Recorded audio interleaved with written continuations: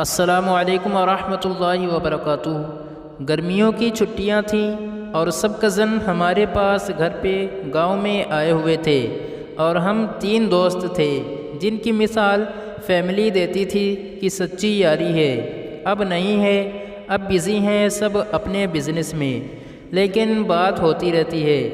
کھیتوں میں ایک ٹیلا ہے جسے زمین آباد کرنے کے لیے مٹی کو ایک جگہ پر اکٹھا کیا ہوا ہے، کافی بڑا ہے۔ ہم اکثر دوپہر کو اپنے ٹیوب ویل پر نہانے آتے تھے اور آم وغیرہ کھاتے اور شام کو وہیں کرکٹ بھی کھیلتے۔ مغرب کے بعد واپس گھر جاتے۔ پہلے ہمیں یہ محسوس ہوا کہ جس آم کے درخت پر ہم لوگ چڑھ کے کھاتے اور شرارتیں کرتے ہیں، اچانک ایک سرد ہوا کا جھونکا ہمارے کانوں سے آ کر ٹکراتا ہے۔ ہم نے اسے نوٹس نہیں کیا، اتنا نارملی لیا کہ ایسا ہو جاتا ہے اکثر پسینہ آنے کے بعد۔ پھر وہ جھونکا ہمیں تقریباً روز محسوس ہونے لگتا، کبھی نہاتے ہوئے، کبھی اس آم کے اوپر یا نیچے۔ علی، ساحر اور ذیشان اور باقی 2 کزن اور بھی تھے جو ہمارے ساتھ آتے۔ ایک دن ہم ٹیوب ویل میں نہا رہے تھے، جب نہانے سے فری ہوئے اپنی شرٹس دیکھیں تو وہ وہاں نہیں تھیں۔ ہم سب بڑے پریشان ہوئے کہ وہ کہاں گئیں۔ پہلے تو کبھی ایسا نہیں ہوا، ہم سب ڈھونڈ رہے تھے لیکن آم کی طرف کوئی نہیں جا رہا تھا، ڈر کے مارے کہ کہیں واقعی کوئی چڑیل یا جن نہ ہو۔ پھر ہم نے فیصلہ کیا کہ ہم سب ساتھ جائیں گے۔ جب ہم وہاں پہنچے تو ہماری شرٹس وہاں بھی نہیں تھیں۔ جب اوپر آم کے درخت کی طرف دیکھا تو ساری وہاں پر پڑی ہوئی تھیں، ایک شاخ پر لٹک رہی ہیں۔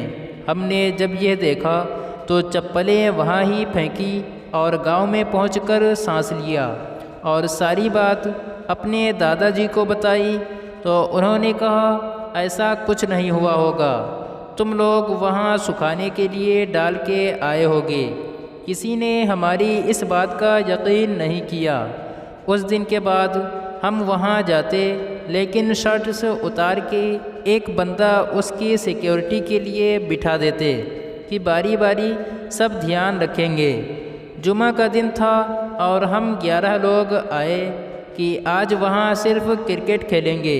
وہاں ایک پرانا کھنڈر سا گھر بھی تھا جہاں پرانے دور میں گائیں بھینسیں وغیرہ رکھی جاتی تھیں۔ وہاں ہم نے صاف جگہ کا انتخاب کیا اور وہاں وکٹ لگا لی۔ اس جگہ کی صرف ایک دیوار باقی تھی، باقی ٹوٹ پھوٹ کا شکار تھیں اور اس دیوار کے ساتھ ایک چھوٹا سا نالا تھا جہاں سے پانی گزر کر جاتا تھا کھیتوں کو۔ کھیلتے کھیلتے مغرب کی اذان ہونے لگی۔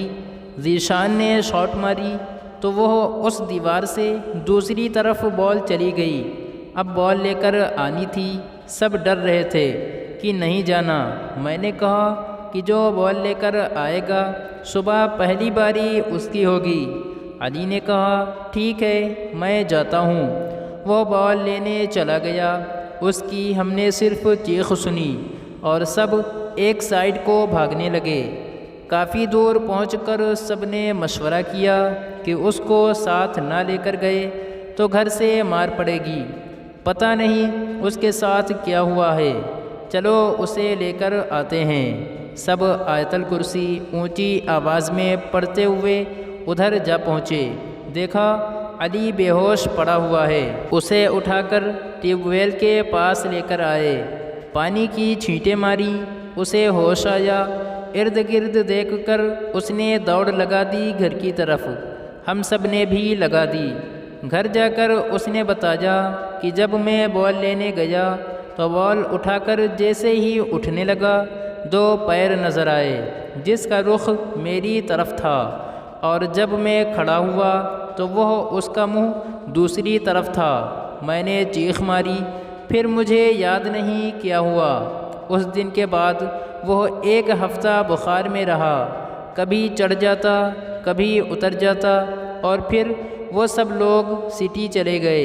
یہ ایک آپ بیتی کہانی ہے۔ مزید اچھی ویڈیوز کے لیے لائک شیئر کمنٹ اور سبسکرائب ضرور کریں۔ شکریہ۔